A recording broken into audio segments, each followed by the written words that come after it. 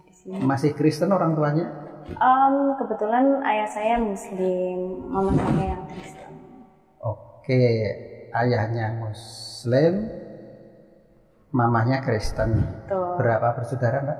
3 bersaudara, saya anak pertama. Anak pertama. Silakan ceritakan keluarganya dulu. Iya, jadi karena Diva, Paulina, Anjani Putri Nova. Anjani Putri Nova. 5 kata panjang. Ini baru sekali ini kalau pas ada acara pengantin itu kadang dapat hadiah kalau namanya panjang seperti ini. Mbak, panggilannya Mbak siapa? Diva. Mbak Diva ya. Mbak Diva aslinya dari mana nih? Kelahiran mana, Mbak? Sidoarjo. Kelahiran Sidoarjo. Iya. Terus sekarang tinggal di Surabaya, di Surabaya. Dengan siapa ini di Surabaya? Masih dengan orang tua? Dengan bude saya. Oh, dengan bude iya, di orang tua Surabaya. saya di Sidoarjo. Orang tua di Sidoarjo. Maaf.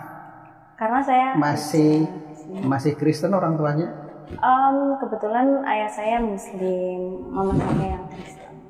Oke, ayahnya Muslim, mamahnya Kristen. Betul. Berapa bersaudara, Mbak? 3 bersaudara, saya anak pertama. Anak pertama. Silakan ceritakan keluarganya dulu.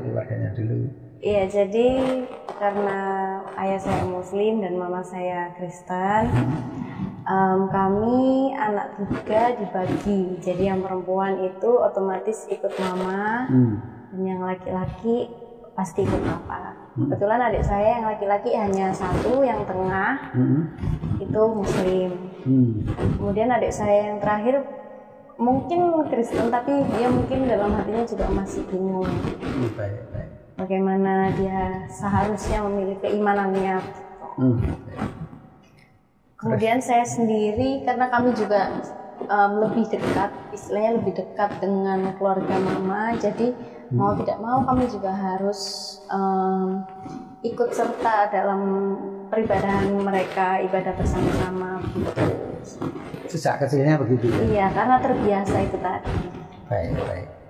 Terus adiknya ini ikut mamah masih di Sidoarjo atau ikut ke Surabaya dengan bude? Semuanya masih di Sidoarjo karena saya bekerja di Surabaya, jadi ya tinggal di sini lebih dekat. Baik. Ayah Anda tahu nggak ini kalau Mbak Diva mau syahadat malam ini? Iya, tahu. Kok nggak pengen nganter ini?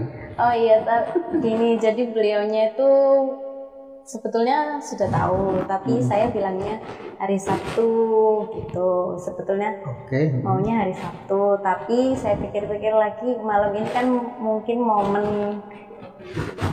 ya, jadi saya bikin surprise aja buat ayah saya gitu. Kalau gejalanya sudah tahu nggak ini? Gejala Ayah bahwa Mbak Diva ini mau menjadi seorang muslimah? Sudah tahu.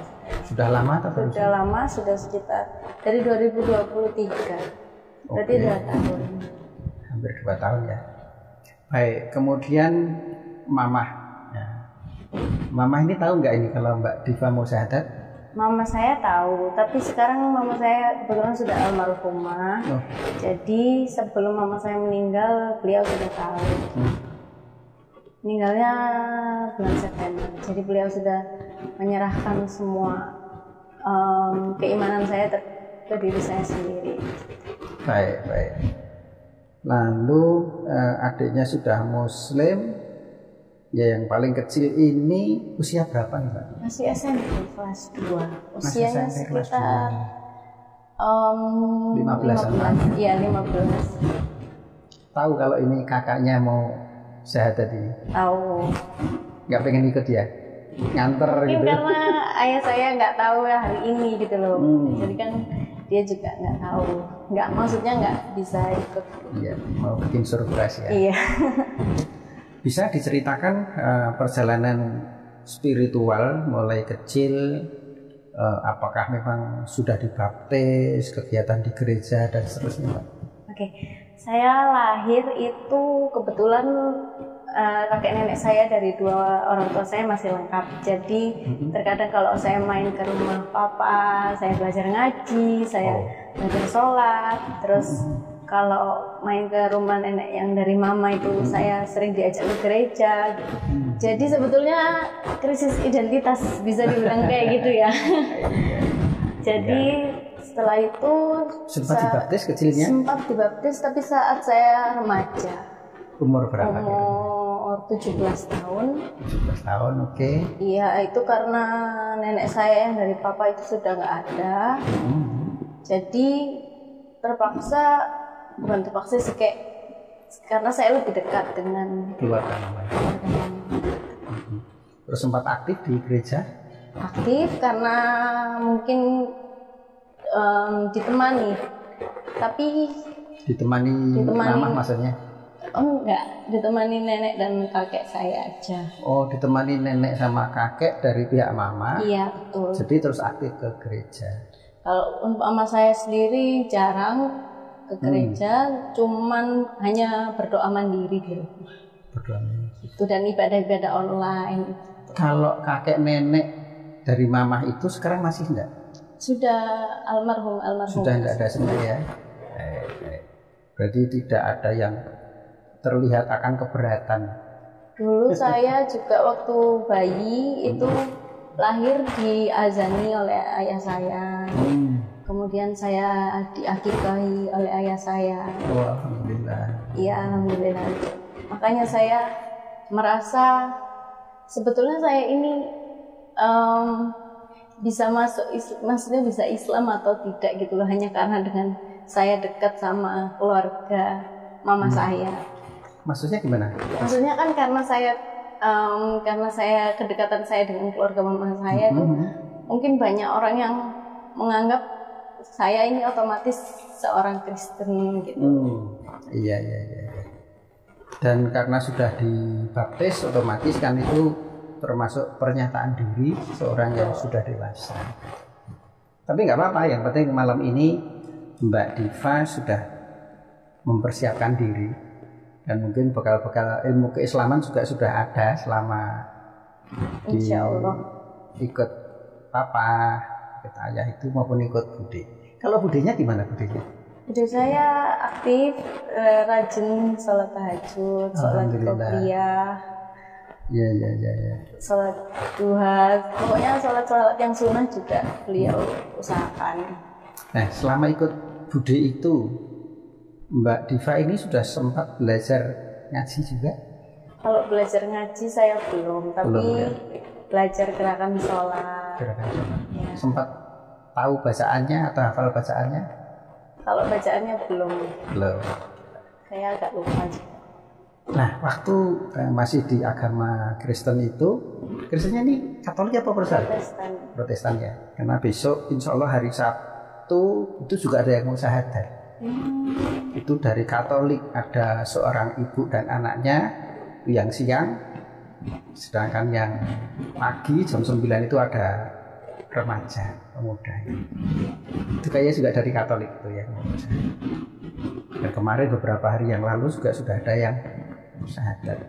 Jadi memang banyak masyarakat yang sudah mulai sadar ya, bahwa Islam adalah agama yang menggunakan akal rasional. Mbak Diva biasa buka Bible nggak? Alkitab? Biasanya iya, tapi sudah beberapa tahun ini jarang. Cukup lincah membuka gitu, mencari. Iya. Coba sekarang kita lihat di kenapa orang mulai melihat ke Islam, baik di dunia barat sana, di Eropa maupun di Indonesia, itu karena sekarang ada internet, ada PDF. Karena PDF itu kan bisa dibesarkan ya, ada internet, bisa melihat di web yang macam-macam, orang bisa menggali, karena memang orang cenderung makin cerdas, orang itu haus informasi. Nah, maka waktu dulu orang nggak tahu karena Biblenya kecil. Coba silakan Mbak, itu ada 2. Silakan dibuka di Matius 10:16. Wah, ini canggih, ini langsung tahu tempatnya. Lihat, aku mengutus kamu seperti domba ke tengah-tengah serigala. Sebab itu, hendaklah kamu cerdik seperti ular dan tulus seperti merpati. Nah, cukup kenal dengan ayat itu? Itu warnanya merah atau hitam?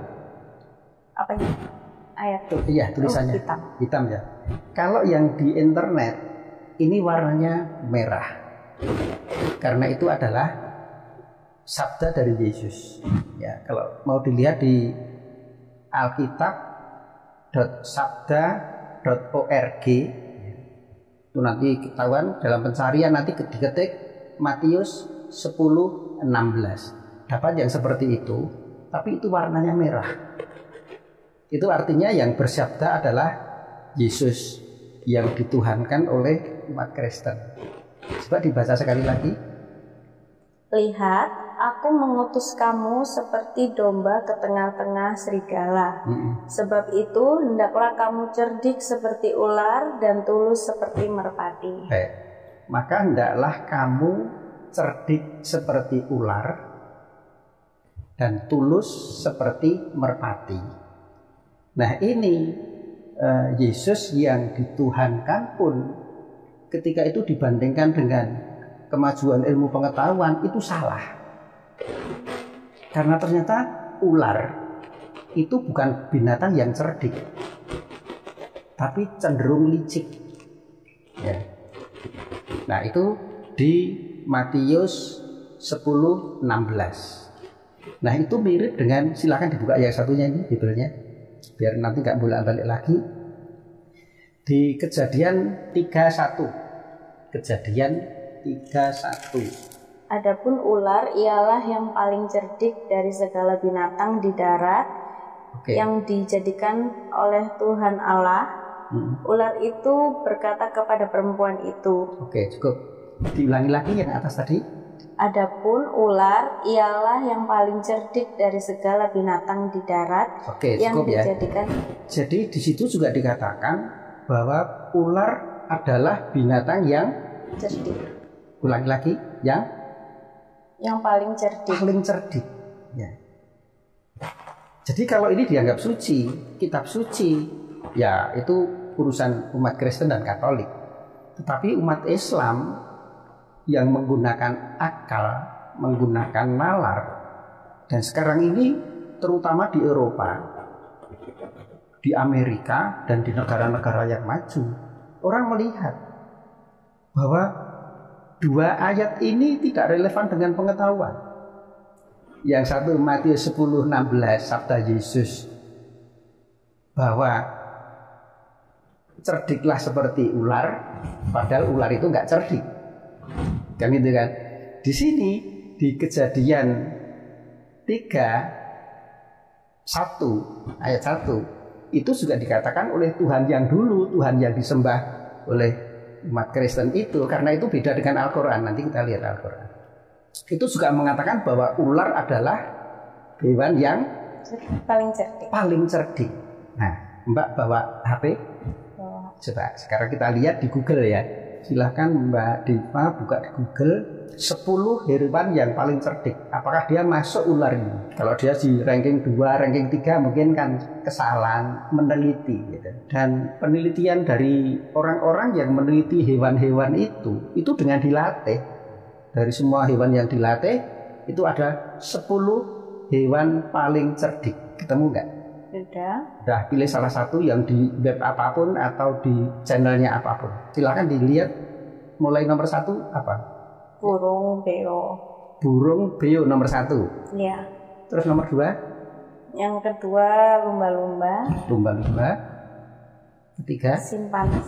Simpanse. Buaya. Gagak.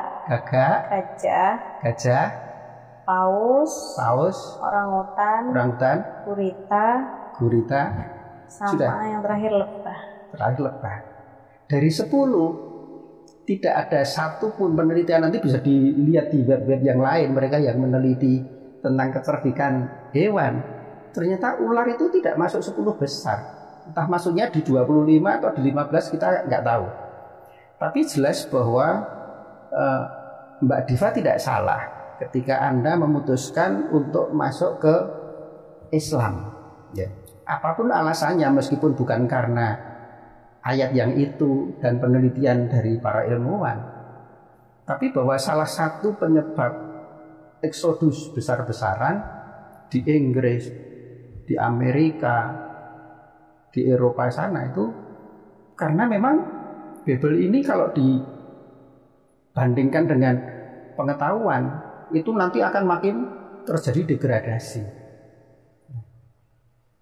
Dan di situ tulisannya Bible kan kecil-kecil, sehingga orang cenderung kalau di perbankan itu sudah pokoknya tinggal tanda tangan saja, gitu ya. Kalau di gereja kan udah apa kata pendeta. Orang kemana-mana di sana pernah nggak sampai dibahas 1 lembar 2 lembar gitu Pak, zaman waktu di gereja? Enggak ya. Dan kita memang melihat bahwa kecenderungan dari apa yang kita lihat di YouTube, ketika terjadi dialog antar debater Muslim dan Kristen, itu terlihat sekali bahwa debater Muslim itu sangat detail melihat ayat-ayat Al-Quran maupun Bible.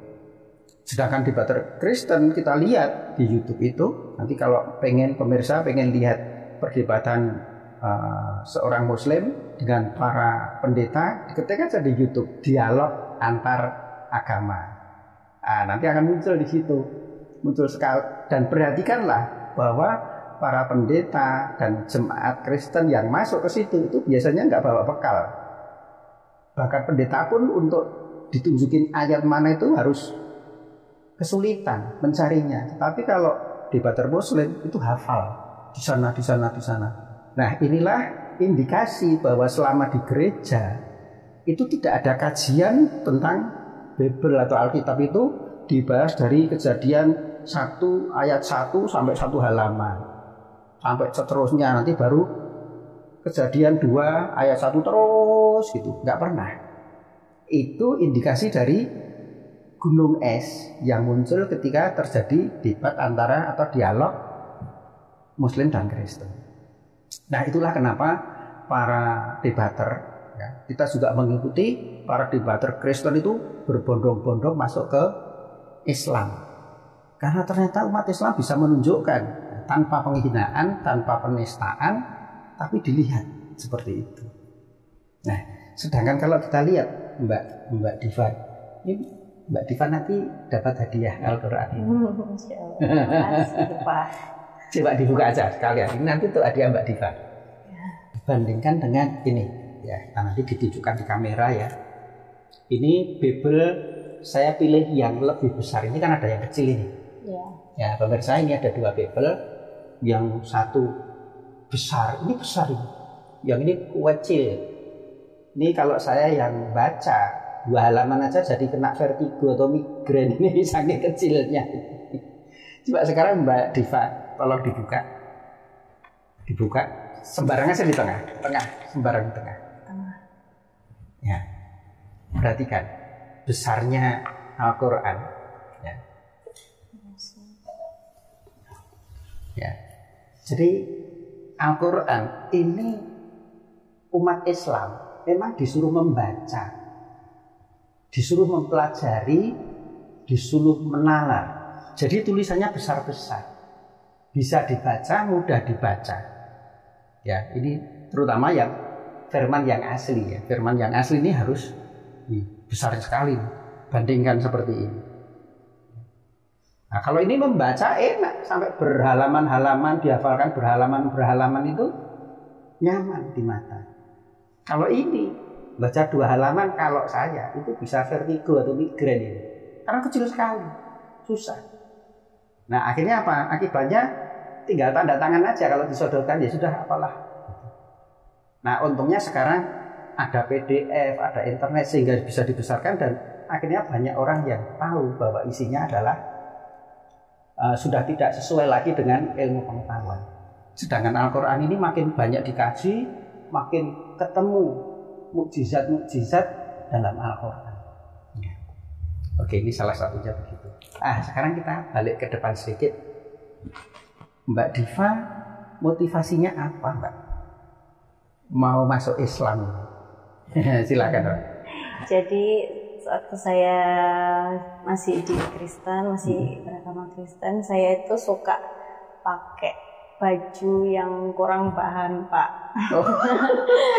Kalau kata anak-anak muda itu gaul, dan itu saya suka. Yeah. Tapi saya beberapa waktu ini kan tinggal sama bude saya, terus udah lama juga sering lihat teman-teman saya yang ada juga yang pakai baju panjang-panjang itu kok bagus. Terus kalau saya coba-coba itu juga kok bagus gitu. Pantes ya pantes, nggak kelihatan yang norak gitu loh, Pak. Kalau kata anak-anak muda itu, kenapa kok harus pakai baju panjang-panjang banget? Banyak juga yang bilang kalau baju-baju panjang itu kayak teroris atau apa. Betul. Tapi saya pengen coba-coba gitu, kok bagus gitu. Tapi selain itu juga saya ada kenyamanan di situ. Waktu saya nyoba belajar sholat sama bude saya, itu ada suatu kenyamanan, bukan keterpaksaan gitu loh, Pak. Hanya karena tertarik karena pakaian? Enggak, karena ada kenyamanan. Oh, karena kenyamanan. Iya, kenyamanan. Enggak ada keterpaksaan sama sekali. Okay. Seperti yang saya ceritakan di awal tadi kan, Pak. Kalau mungkin saya dari kecil itu Kristen karena mungkin keterpaksaan dari orang tua gitu. Karena memang perempuan ya. Perempuan ikut mama, dan yang laki-laki ikut mama. Alhamdulillah. Kemudian, ini dari dalam hati seorang wanita. Tadi kan ada model itu yang kainnya kurang. Jadi itu tentu lebih hemat, bisa tabungannya bisa banyak karena pengeluaran untuk belanja kan sedikit karena kainnya sedikit. Nah ini gimana dari sisi kenyamanan seorang wanita dan dari lubuk hati? Sebabnya itu apakah pengen pamer dengan kain yang cumpen, ya binim tadi, ataukah pengennya itu sebenarnya ya seperti ini menurut Mbak Diva? Kalau saya bandingkan sama saya yang waktu itu pakai kain yang kurang bahan itu, saya lebih nyaman pakai seperti ini, Pak, karena tertutup gitu. Terus kalau kemarin pakai baju seperti itu karena pengen aja trendy gitu kayak anak-anak muda. Pernah nggak di dalam gereja? Enggak. Di dalam gereja itu pernah nggak seorang pendeta membahas tentang pakaian yang kurang bahan dengan yang pakaian yang seperti teroris itu?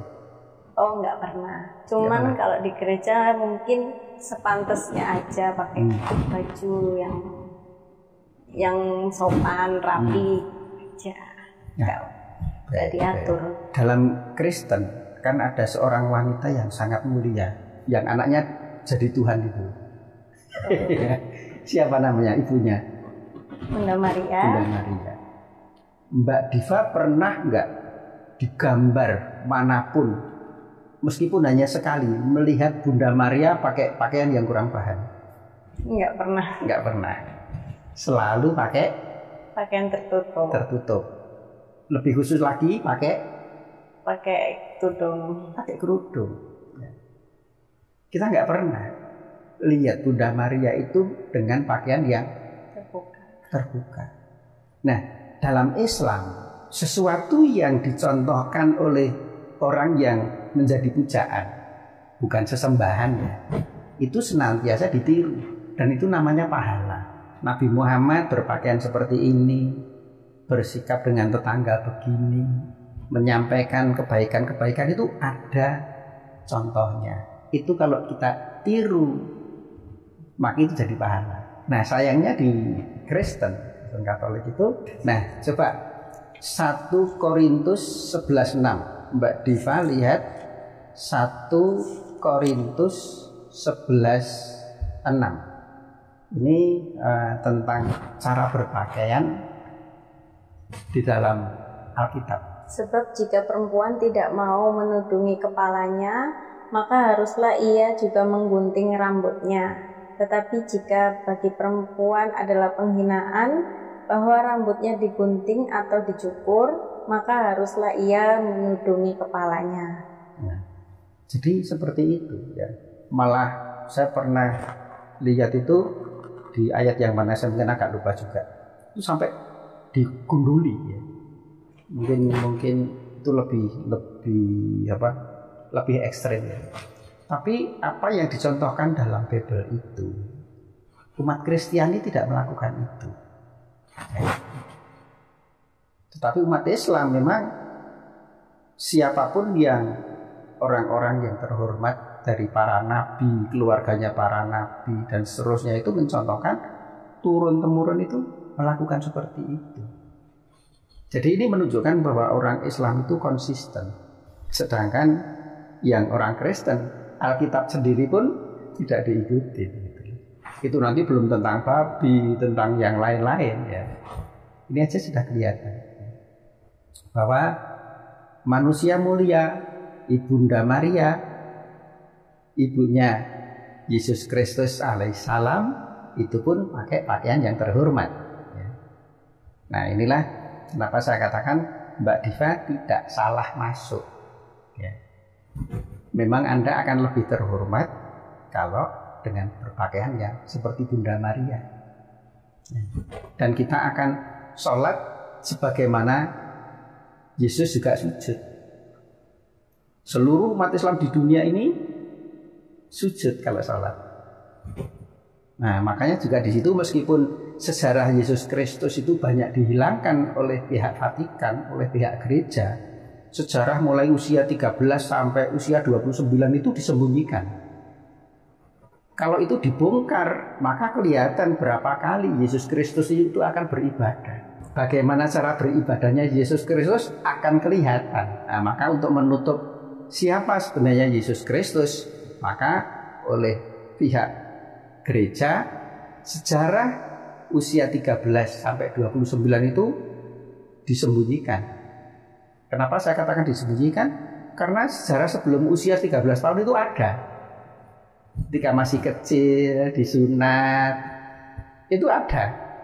Terus dia hilang. Nah, usia-usia penting di 13 sampai 29 itu adalah kalau di Yahudi, Yesus itu kan orang Yahudi. Yeah. Nah, Bani Israel. Nah, dia tentu beribadahnya sama dengan orang-orang Yahudi. Belum pernah Yesus Kristus masuk gereja, itu nggak pernah. Ya, nanti kalau mau baca lagi boleh. Jadi setelah Mbak Diva ini masuk Islam, selain membaca Al-Quran, itu tetap boleh membaca Bible. Sebagai apa?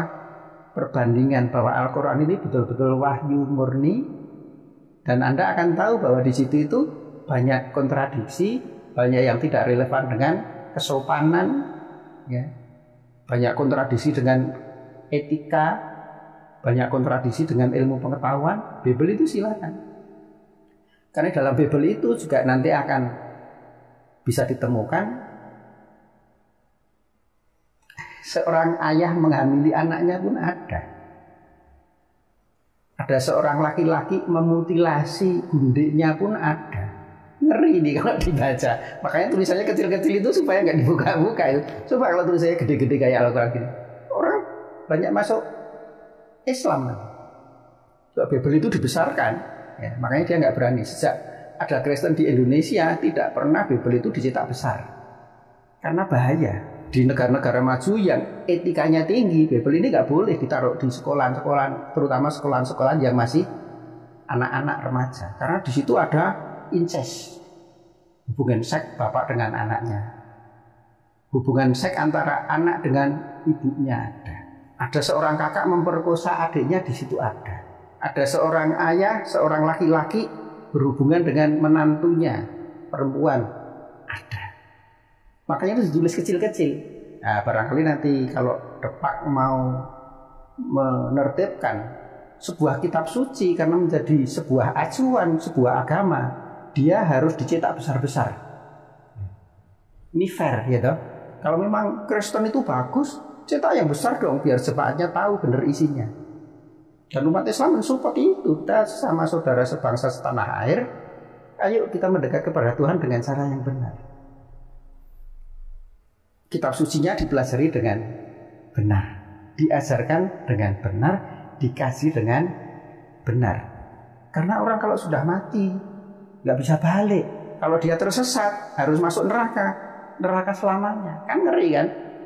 Nah, makanya sebenarnya peranan dari Departemen Agama untuk menertibkan semua agama harus mencetak kitab sucinya dengan besar dan mudah dipelajari.